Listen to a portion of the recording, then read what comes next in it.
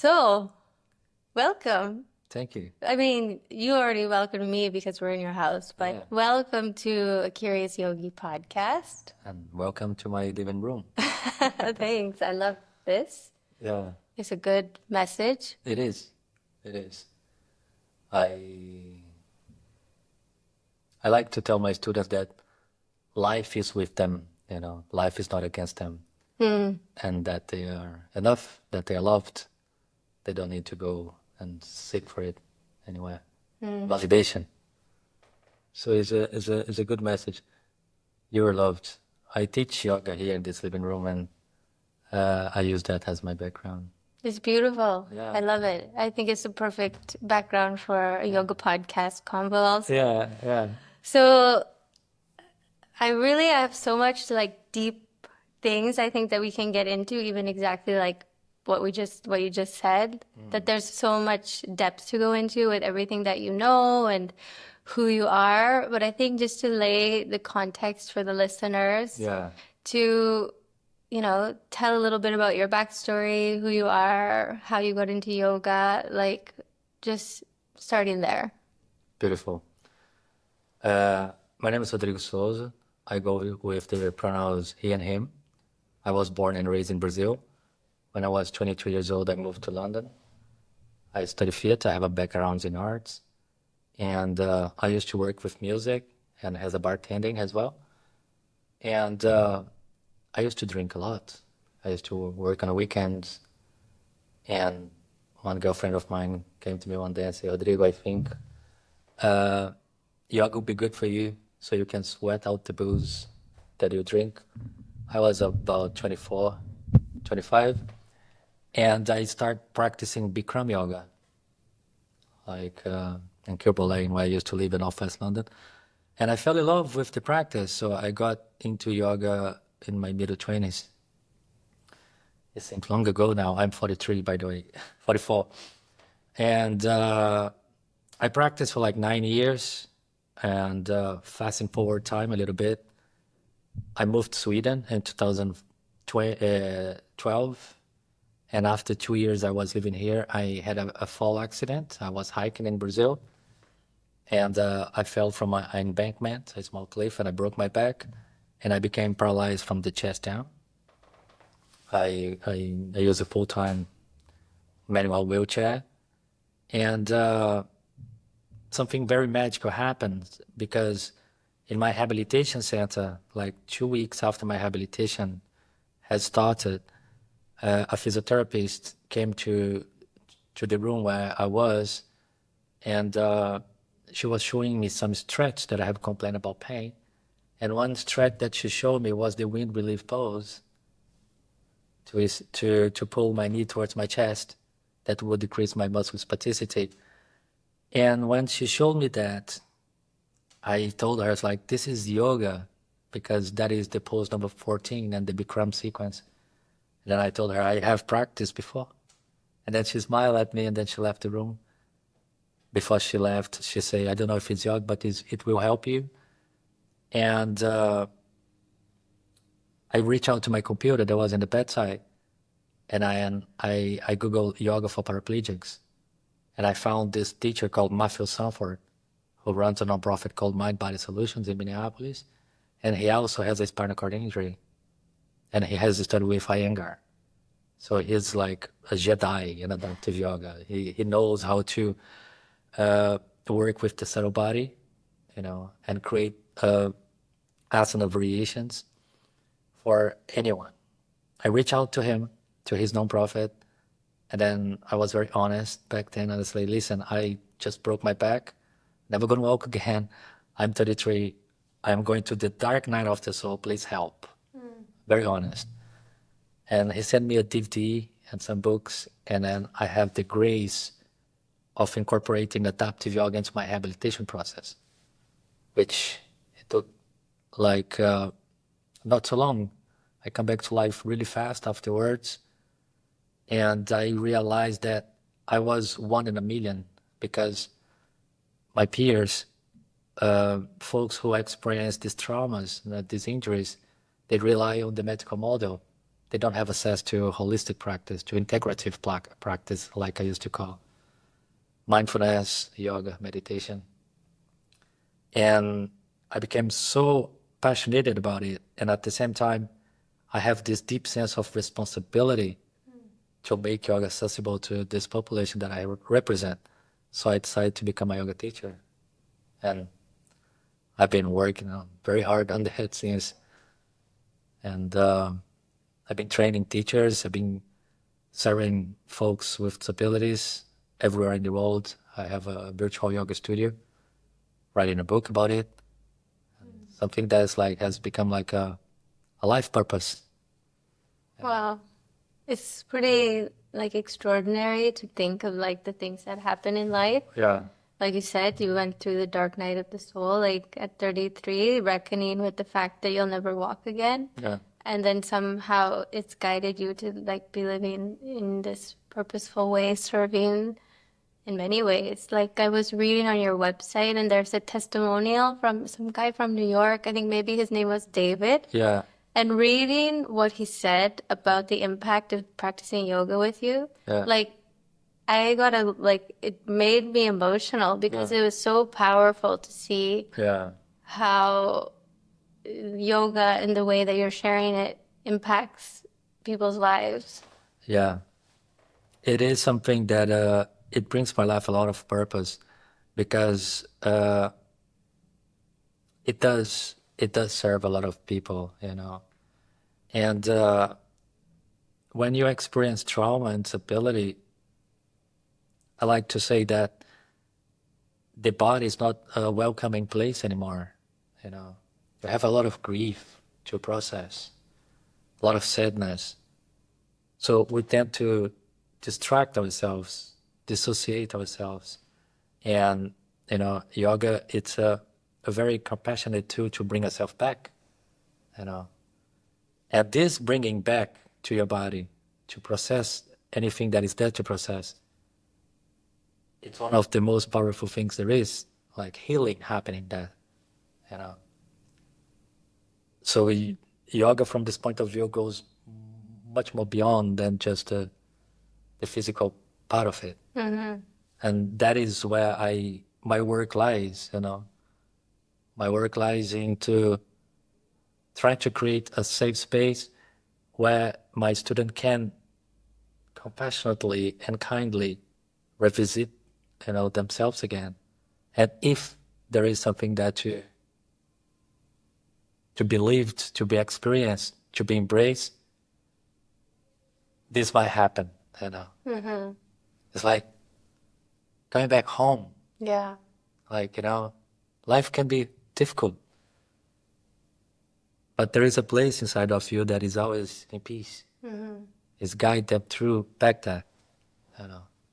I think it's so like amazing and extraordinary that, you know, in practicing yoga with a disability or with a spinal cord injury, like you're also showing and like demonstrating what yoga really is. Yeah. Because it's, you know, so often thought of as just a physical practice. And as you and I both know, and many of the listeners of this podcast, that the physical part of yoga is just one small sliver. Yeah. And that doesn't mean we negate it, like No. you said with your first like revelation and wind relieving pose, Yeah. but how it's actually a pathway into like that space which we all experience, whether we're walking or sitting or young or old. It's like universal. Yeah.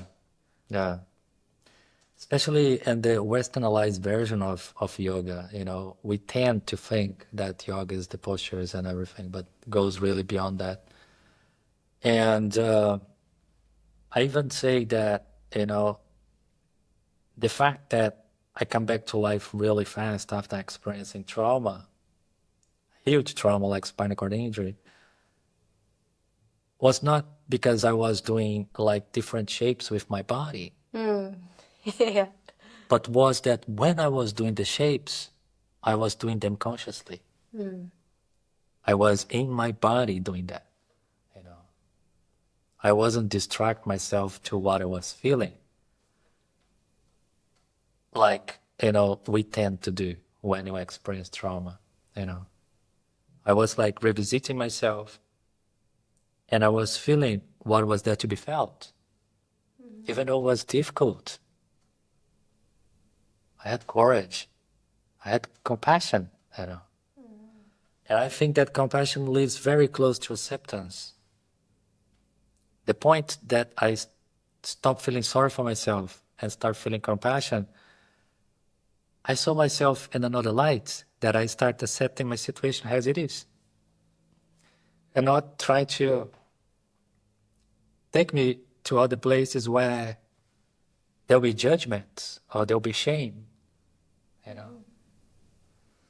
Yeah, it's so powerful to like hear how, perspective and acceptance is the sort of key that we all hold. Because one could say, look at Rodrigo and say, I could never come out of like that kind of trauma, or I could never come to that realization. But it's like you are like inspiration and a beacon, I'm sure, for other people that have experienced spinal cord injury, but also for anybody that goes through trauma or challenge or grief or despair. And it's like, how do we pull ourselves out of that? It's with, like you said, the compassion, the acceptance, the awareness Yeah, of this human experience, which exists on a spectrum. yeah, yeah. And it's exactly that. It's a human experience, you know. Today I see spinal cord injury has something that has gifted me to deepen my human experience, and it's all there is. Sometimes it's not very comfortable, but it's still a human experience, and it needs to be felt. It needs to be lived, right? And yoga is a tool for that. Mindfulness is a tool for that. And also the kind of like ironic beauty in the fact that having your injury is what brought you deeper into your experience of your yoga practice, deeper into your experience of self. Yeah, it did, because like it took me beyond the physicality of the practice, Bobby. You know, I remember that I used to go to Bikram yoga studio. I love Bikram yoga. Is it like the most hardcore yoga? Yeah, and it's like I used to go there, sweat my ass out, drink my 1.5 liter of water. I felt brand new afterwards, But that was it. Was very physical, Was very like detoxifying, but it lacked a bit of depth somehow, you know. And with the adaptive yoga, I'm paralyzed from the chest down now, right? So the movement, the muscular activation is very limited, So I needed to deep dive inwards, I need to study the other limbs. I need to go somewhere, I need to go to the breath, to the subtle body, to the sensations, to the conscious, to everything that would deepen my practice as well, which was like an opportunity that I never had before, That I was like, brought it to this place where I could, deepen my practice and therefore deepen my human experience, which I'm very grateful for, very grateful for. It's been it's been a while. My accident was in 2014, and it's been a huge journey.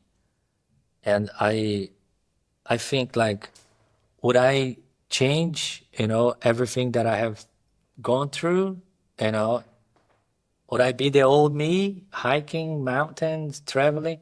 I would love, but like with the mind that I have now and the understanding I have now, I wouldn't go back. I would say, no, I'm cool with it. I'm all right. Wow. Yeah. Which like not a lot of people can say. No. It does sucks though, I'm not glamorizing having a disability.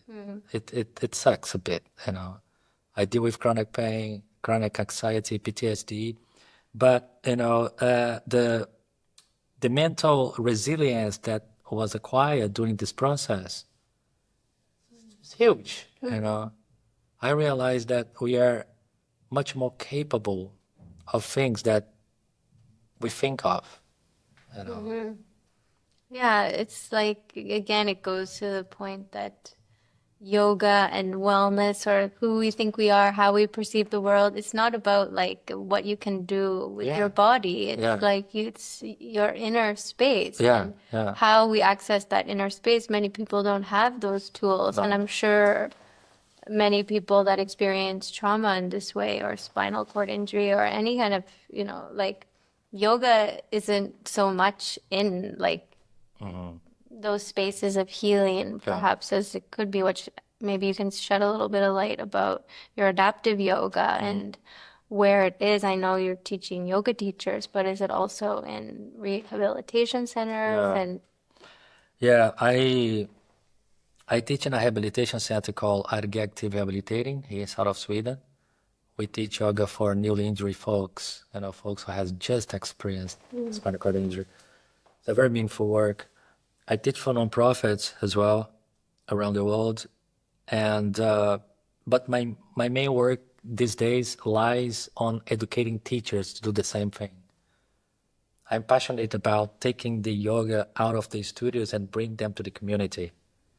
It fills my heart with joy to know that there is an adaptive yoga teacher in Northeast Brazil right now teaching folks with disabilities inside the church.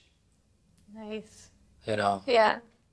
people with a disability come out of the house, go somewhere, breathe, and move together, build community together. I educated about 200 teachers last year, 70 just in Brazil. And, folks are teaching yoga these days in elderly care homes, nursing homes, hospitals, associations, community centers, halfway houses.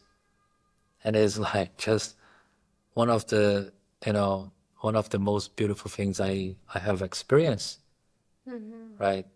It is like something that I wake up every morning feeling like that there is work to be done, and like I have like so much passion towards it, and there there is where my work lies these days, because one thing that I realize as well is that if you'd like to become a yoga teacher nowadays, you generally go through a 200 YTT or 300 YTT, and you somehow learn to serve one type of body, and generally is the skinny body, very flexible, which for me goes completely against one of the first principles of yoga, ahimsa.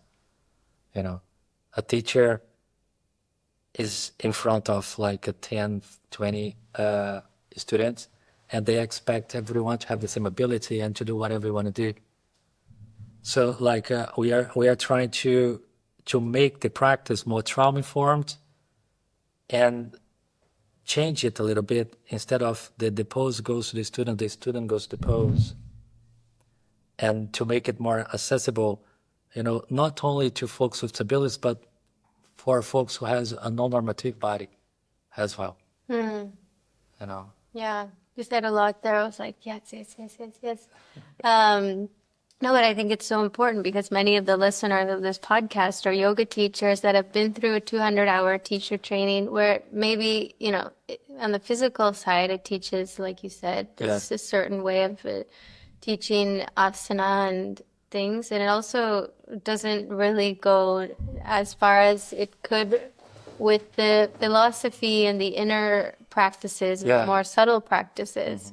So I'm just thinking, for those that are listening, when thinking about teaching or sharing yoga, like obviously it makes sense. Like, yeah, yoga doesn't belong only in a yoga studio. No. And yet that's primarily in the Western countries where it exists, unfortunately. It's exclusive not only to bodies, but to financial place, Exactly. status. And it's kind of become the opposite of what it's intended, which is, liberatory potential for all. Yeah. Yeah. So for those that are listening, that are yoga teachers, that are sharing yoga, like, where do we begin in thinking about making yoga more adaptable and more accessible? I think we got to educate ourselves, specialize ourselves, and learn to create variations of postures and learn how to teach, all the 8 limbs. We need to go there. We need to learn the yamas. We need to learn the niyamas, incorporate them in our daily lives. We need to think outside the box, let's say, because yoga is for everyone. Yoga is not discriminatory. Yoga doesn't discriminate anybody. Asana does. Asana is the one that is the one limb that is exclusive, but yoga is not. So, for example, if you teach like an older adult, right? Which practice you will offer this person?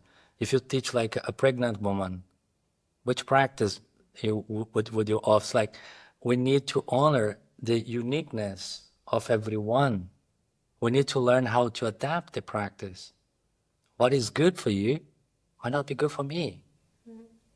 And we need to make sure that everyone has a place at the table, and there is yoga for everyone.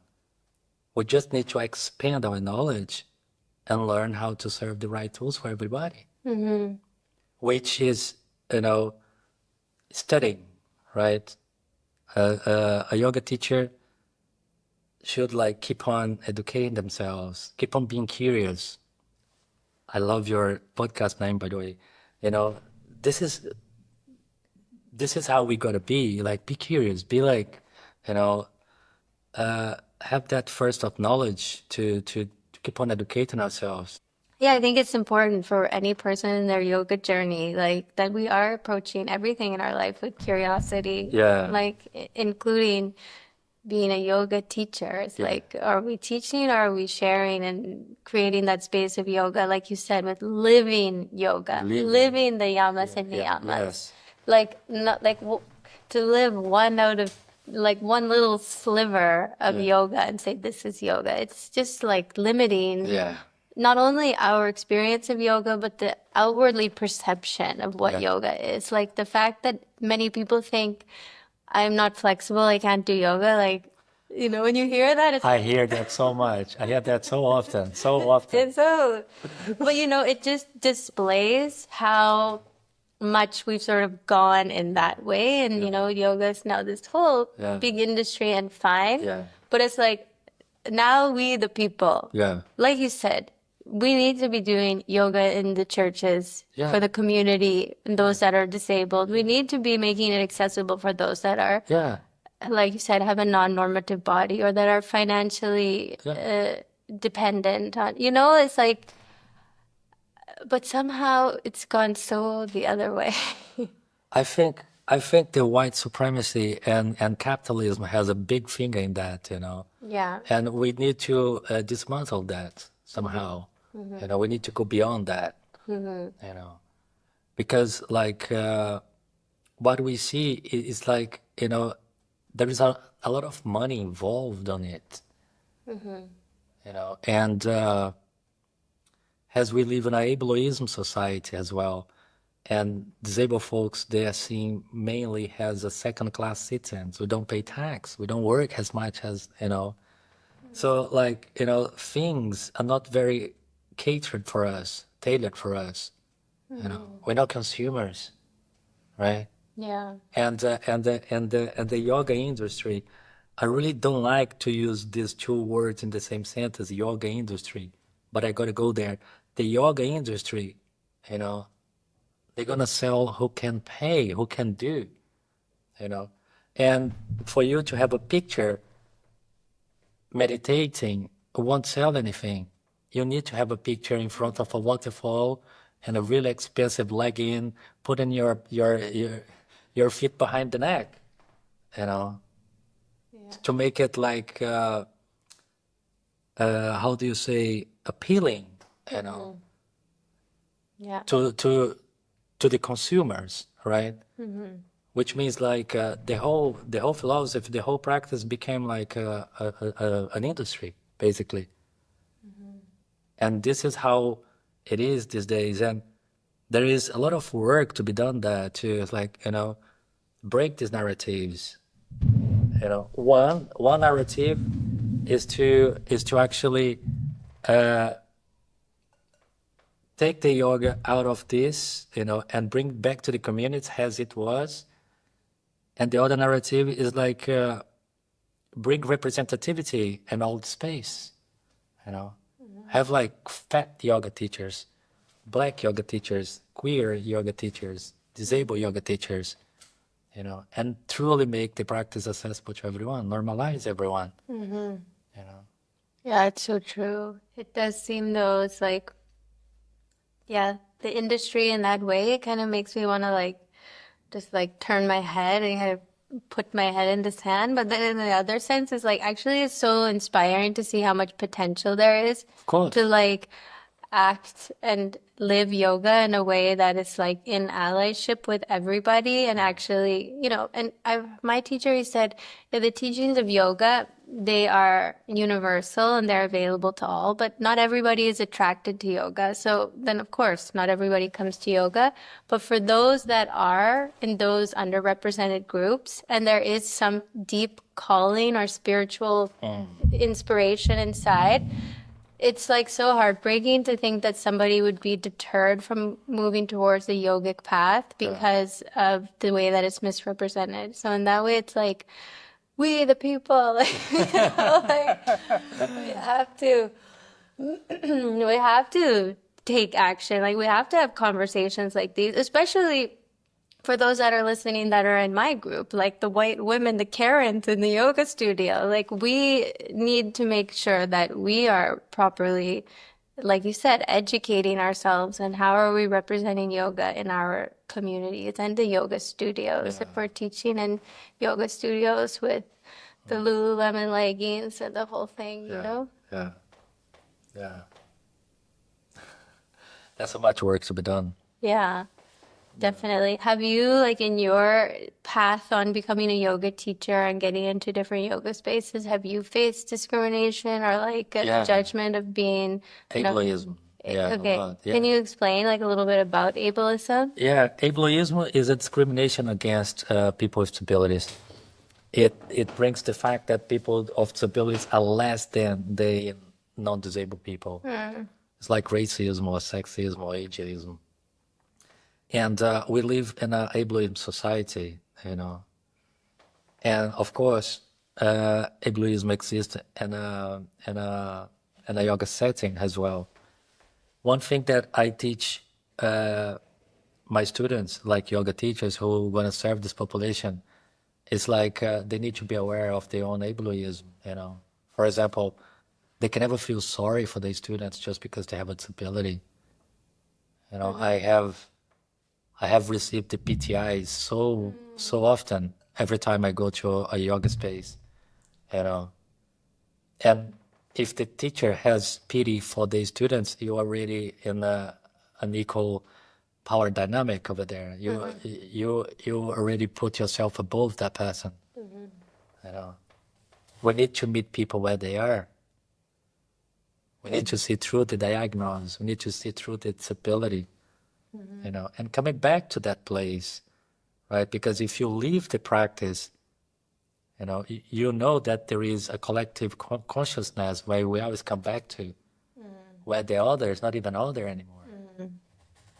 Yeah, like I totally thought of that when you said that. It's like if we as the individual or like the yoga teacher or the yoga practitioner aren't actually applying the principles of yoga, which is oneness and like you said, universality, then of course we will just perpetuate duality and division. And that's, you know, we've seen like the world we live in now is so polarized. But like how and where do we get to that state? We have to practice yoga within. And it's like, you know, only then can we approach with that compassion, the ableism, you know, like you said, that we need to wind out of our Yeah. minds and habits, and then also meet Yeah. everybody in that space. But like that's like real work. You know, like you can like do a handstand, do the like whatever, this posture, that bind, this thing, but it's like that's kind of like the easy stuff. That is the easy stuff. Like the other stuff is like, ooh, that's like real work. Yeah, it is real work because, as I mentioned, we are conditioned in this way. Like I'm 44 years old, so it's like 44 years old of conditioning that I need to dismantle to my, to my person. And that requires a lot of self-awareness. And that requires, it's like a lot of shadow work. It's not comfortable to go there, Bobby. It's easier to do a headstand, for the likes than I'll actually be in silence and like, hang on a minute, let me check my behavior. Is it really mine? You know? Yeah, or just continually going to that Bikram yoga class over and over and over Yeah. again. Like just before I came here, I was teaching at a hot studio, and it's so interesting. At the hot studio, the most physical practices you see in Shavasana, those people in general have the most difficult time laying still with their eyes closed because it's so going this extreme other way. Yeah. Yeah. Like, I know you could see an advanced yogi when you see that person being able to close their eyes and Yeah. breathe and Be quiet. be quiet and, be aware and be soft and kind of, but like, it just kind of, Yeah. you see that it actually is the advanced practice. Yeah. Is being still with oneself, Yeah. going inward, going beyond the limitations of the body and mind. Because actually, like, having the human body is a limitation. We're confined. Like, what is yoga? Getting beyond. So, your limitation is there. Like, yes, it's like you just want to break free of sort of the whole confusion of this human experience and like how do we do it? It's like the stillness, The stillness. like you said, the subtle body, Yeah. those deeper things. Invite the silence in. Like, I like to bring that, especially nowadays with a lot of stimulation, when was the last time you were actually in silence? You went for a walk without listening to a podcast or to music, Everyone today is so busy. So busy, it's crazy. It's like, And like I myself included, I'm just like, how did I get in this spiral? Because, but it's like the world is just kind of in chaos, and it's like a kind of snowball that pulls everything in with it. It's like, for me, anyway, speaking personally, like the only reprieve is sitting in meditation. Like it's the only thing that like, you know. Yeah. Me and Lua, my girlfriend, we have like we have a non-negotiable that is lie down after lunch every day and do at least 20 minutes or half an hour of yoga nidra. And most of the time, that 20 minutes, that half an hour yoga nidra becomes a nap as well. And it's one of the best things we have done. I'm actually reading a book about that as well called Rest is Resistance, where, it shows the importance of disconnecting somehow and coming within, with that as well. And having time to integrate and process everything, Rest is resistance. That's powerful. Yeah. Because it's resisting the chaos and the duality of the world, which will only kind of mirror that to us. Yeah. So how do we mirror the inner stillness? Like, amazing. Also, I'm like, okay, me and Simon need to get that on. Yoga nidra and a nap after lunch. Yeah. In Brazil, though, do you have like this siesta culture? We kind of like in some places we do, but it's not very popular as Spain and Italy. Okay. But in Brazil and some places are too hot, so it's like we do, but not a yoga nidra, not a yoga siesta. No. Yeah. We do that. It's like we finish lunch, like let's go, boom, and then we break the day in two. Right. I do that because I have studied with a mindfulness teacher called Jamala Birch, because I deal with chronic pain. And one of the ways of managing chronic pain is to break your day into chunks of rest, of self-care, and I do that. I stay in my wheelchair for like 3 hours, and then I go lie down a little bit, and then I do some more work. Sometimes I go place, then I come back and I need to lie down. And the needed sessions are the ones that, whatever I am, I make sure I get them. And one, it is one of the best practice, because you always come back within. Are you also teaching yoga nidra practices in your teacher trainings? No, I don't. No, I don't. Maybe down the road. Yeah, probably down the road. In my trainings, I mainly teach like about inclusive language. We talk about ableism a lot, and then I talk about how to make pranayama, mindfulness accessible to folks with disabilities, and we spend a lot of time working with the subtle body and learning how to create variations of asana for someone in the bed, for someone in a wheelchair, for someone who, are paralyzed from the neck down, for the chest down, or, for example, someone who experiences stroke, they have hemiplegia, how to facilitate the practice for that person, how to facilitate a practice for someone who has multiple sclerosis, for example, that doesn't have a good balance,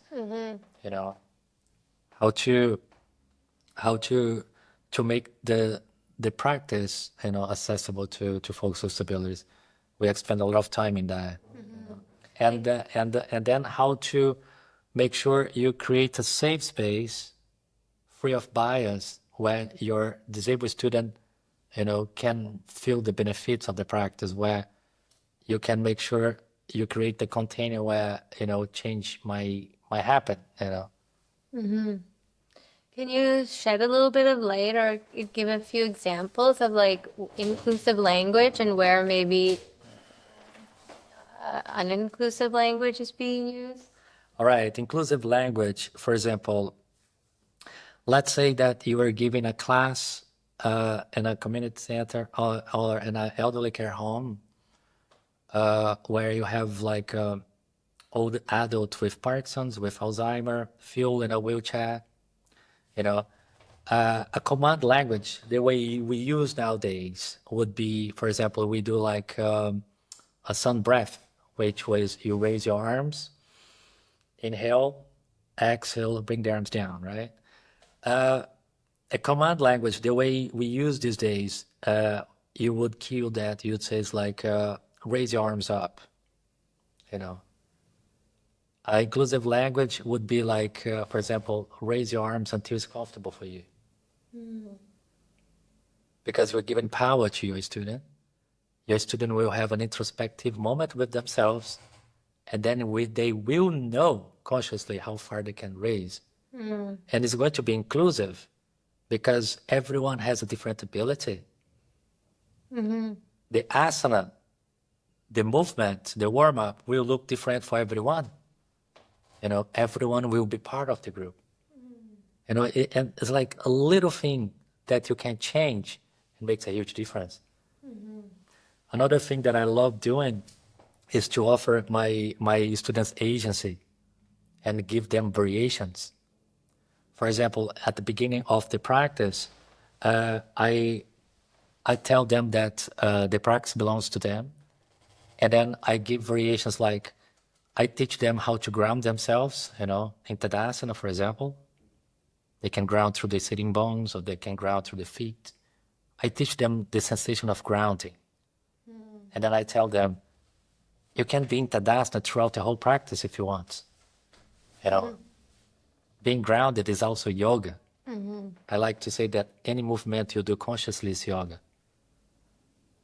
And I like to offer the option of visualization as well.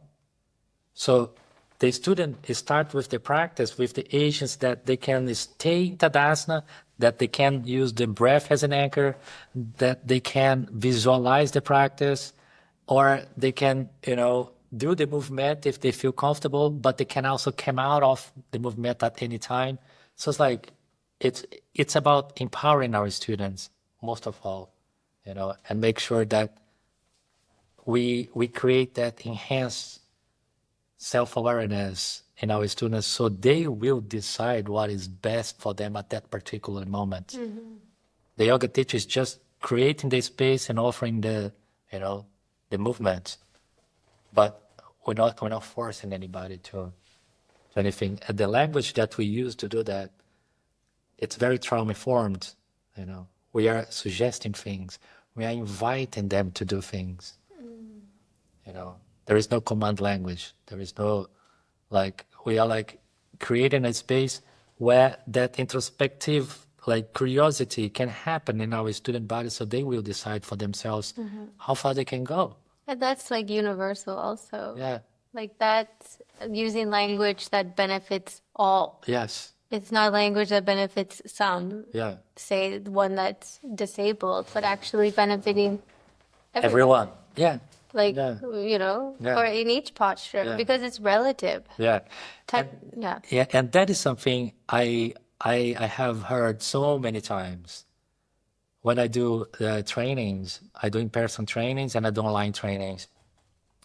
And we have a Google form, a feedback form. And I ask my students what did you like the most about the training? And a lot of people say Rodrigo, I came to your training to learn how to serve disabled folks, but it's I'm going to serve everyone because that can be applied to everyone. It's like turning the practice of yoga more humanized. I like to say that we serve whoever is in front of you. It's being there all the time, Bobby. You come out of that, okay, I'm going to create a sequence in my mind. I'm going to show up and I'm going to teach that sequence, and then I'm going to expect everybody to have the same stamina level, the same stability, the same ability that I do, and get into the same shape. It's meeting your student where they are at the present moment and honor what they have. And you have the toolbox, then you're going to offer the tools exactly for that person. Who do I teach? You teach whoever is in front of you. Who do you serve? You serve whoever is in front of you. If the person in front of you has its ability, you're going to teach them. If the person in front of you lives in a larger body, is an amputee, is in a wheelchair, is an older adult, you're going to meet them where they are. Beautiful. And that just invites so much freedom, which that's what yoga is. Yeah. It's about freedom. And it's if we're putting it in a box like anything, confining it, constraining it. And then we're also limiting ourselves as those that are sharing yoga, but also limiting those that are wanting to take yoga on and learn more about yoga, to give the autonomy to feel free in one's practice. That's liberating. It's liberating, Bob. You know why? Because I'm talking to a disabled person point of view here, because there are not many places in society where we get to have agency, where we get to take decisions for ourselves, So the things that you get in the yoga class, in the yoga setting, the power that you have, that empowerment of have that embodied experience and know what is good for you at that particular moment, you're going to take that for life. It is liberating. Do you think that experience was something going back to when you had your injury that brought you back so quickly and catapulted you into where you are now? Of course. Yeah. That's a sure thing, That's a sure thing. That's a sure thing. I like to call that part of my life like hugging a cactus. Okay.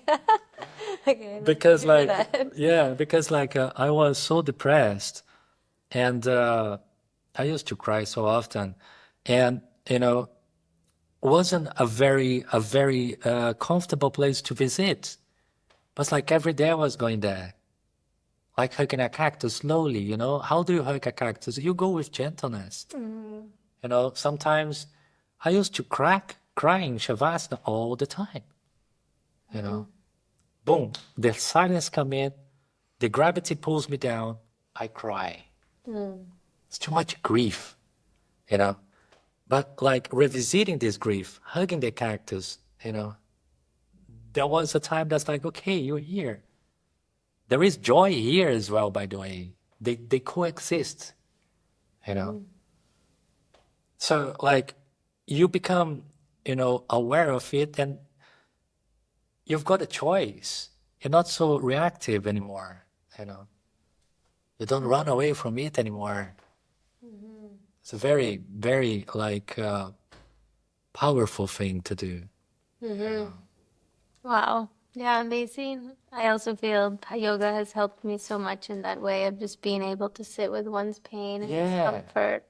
And like even just doing this podcast, meeting so many people that have like what's really slingshotted them into like the inner work of like true sadhana and true yoga is some like deep pain or discomfort, friction, and you know it is also divine. Like whatever pushes us so far into despair, it's the same force, the same energy, the same whatever language you want to put on it, self that pushes us into feeling joy and love and connection and all those things. Like but yet there is a moment, and I've seen like and heard so many people again and again, like actually I'm so thankful for this rock bottom or this pain that's shown me like the light on the other side of the darkness. So beautifully put. And that is, you know, one thing that I like to say as well, that, you know, when you experience trauma, let's say grief, for example, grief, you experience grief. I think that your spectrum of grief grows. So it's like as much grief you are able to experience, in the other side of the spectrum is as much joy you are able to experience as well. I love that as well. I think of that like I don't know if I heard it somewhere or what, thought of it as like a pendulum swing. Like we know in physics, like when like with equal or greater force, it swings one way. So you swing this far into grief and pain. With equal or greater force, you swing into joy and clarity and change and revelation and illumination. And it's like, even just knowing that is like, It's, like put my like feet on the ground and say like, okay, I can take it. Like, bring it on. exactly. If it's like, you know. I remember when I got sent back home after living in a rehabilitation center for 3.5 months, where I learned how to use my bladder, bowel, sexuality, wheelchair, you name it. I lived there for 3.5 months, and then I went back home. And I remember the first time I went to the supermarket by myself in a wheelchair, and I bought myself 2 avocados to make a guacamole. I was the happiest, motherfucker on earth. And then I'm like, no, this is not true.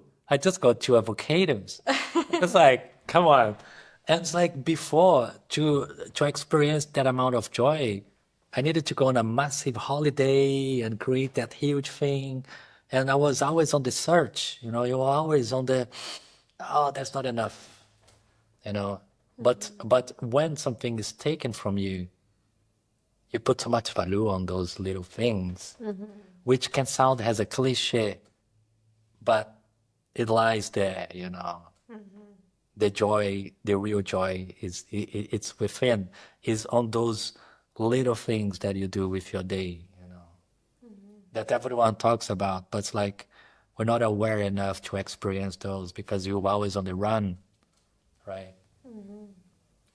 But if we do slow down, if we do invite the silence in, if we do practice mindfulness, yoga, they're there. They're right there, you know. You can have a fulfilling life, and whatever body you have, it doesn't rely on external things, you know. You do have everything that you need to. And we can even like say in the greater sense, like whatever situation we have. I don't know if you've read that book, like you just made me think of it, Man's Search for Meaning. No, I haven't heard. There's this book that this man wrote who was a Holocaust survivor, and he was a psychiatrist, and he found meaning in his life living in the concentration camps. And he kind of like, it's a very good book. And it just made me think, like, even in the most dire situations, we can hear or learn from those that have found deep purpose and meaning Yeah. in the most undesirable situations, or like you said, like in any body, in any place, like we have that power within us. Yeah. At any time, you know. And I like to think that yoga is like a guide back to it. It's like it's a tool that bring you back to that place, right? If you deepen yourself into the practice, because yoga has all the answers. I like to think that it's a way back home, right? It's a way back home. Yeah, and for someone who experienced trauma, this way back home should be accessible. I don't like to use this word should, but it's like here I'm gonna use it. Should be available to this population, One thing that I see as well is that we rely a lot on the medical model, which generally, treat us with opioids and antidepressants. So, like, I came out of the curve because like I was proactive and then I searched for it. But like 1 in 7 folks has a mobility disability these days. We are more than 1 billion, And then I ask you, how many folks you see practicing yoga out there in a wheelchair? Like there's so much work to be done. There's so many things to be changed. Because we are not teaching something that will make our students like another person or change them in some way. We're just guiding them through to what they already have. And to have access to this type of knowledge, to this type of practice, is one of the most beautiful things we can do. Not being pretentious that you can heal someone or you can change someone's life. No. We just, be the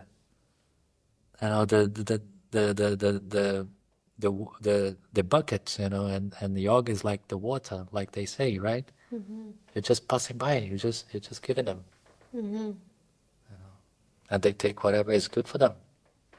Yeah, it's beautiful. Yeah. I think that's a perfect place for a bow on our Wrap up. conversation. So I've loved just being with you and getting to hear your story and your wisdom, and also Lua's here in the background, just giving us her good vibes. But I finish each episode with 3 quick questions. So quick question, quick answer. So the first one is, at this point in your spiritual journey, is there anything you're still curious about? Oh, I am very curious about many things. And I think that is the mojo. That is what keeps us alive. And that's what keeps us young. I think the day we lost curiosity about everything is the day we become old. Is the day we start going to the factory and take 20 days holiday paid every year. We gotta be curious. There's so much to study, so much to experience. So many people, so many cultures, so many arts. Curiosity is like, I think, the key for fulfilling life. I agree, definitely. Yeah. And next, a great Mahavakya or a great saying that inspires maybe your practice now or has inspired your practice for a long time. This is something I took from Buddhism, and it's a mantra that I actually wrote. And when I came to this rehabilitation center, after just being told that I'm never going to walk again, there was this whiteboard, and I asked the nurse to write, "This is perfect," or this is perfect. And I kept repeating myself. And sometimes when, the blues shows up, or something that I expect to do doesn't go the way I would like, I just repeat myself, this is perfect, or this is perfect. I love that. I haven't heard that before. Yeah, this is perfect, or this is perfect. Beautiful. Yeah. And finally, if you had to sum up this conversation in one sentence. Wow, I think was like a very enriching and inspiring conversation, and I really hope your community, the Curious Yoga community, get curious about adapting the practice, the offerings to everyone, to look beyond the normative body, the skinny girls, the namastes and the expensive leggings, the performatic, yoga that we are seeing out there, and open the heart and adapt the practice. Definitely. And I will definitely put your adaptive yoga program in the show notes because there's listeners from all over the world. So like that's the amazing thing. We're living digitally now. I know people can study with you like live on Zoom, on demand. So there's like so many ways to just like get involved, like follow you on Instagram, get on your newsletter, like all the things. Like so I'm sure. And I'm sure I'm gonna share everything so that people will take the action, and take the inspiration. And also for me, and I know Simon and I have had the conversation, like, okay, now we know Rodrigo, we gotta study, we gotta learn, like, we gotta do this, and like, so we're gonna be right there with the listeners. So let's do it. Like you said, there's so much change we have to do, and I've been so inspired from this conversation. Oh, thank you so much. So Likewise. thank you. And thank you for having me on the show. Yeah, it's been great. Yeah, So, it's been wonderful. but I think it even like, I told you before we started recording, it's been almost 100 episodes and never once has the topic of accessible yoga come up, Yeah. Like it makes me think, okay, like, I try to be inclusive in other ways, but this, like you said, we have to address our own bias. So it's been a kind of like, okay, girl, like, let's get some more, So thanks for that. We sometimes like need to. We're here to help. Exactly. We need to meet the right person to be the mirror to be like, okay, like we're gonna sneak a little there. So it's good.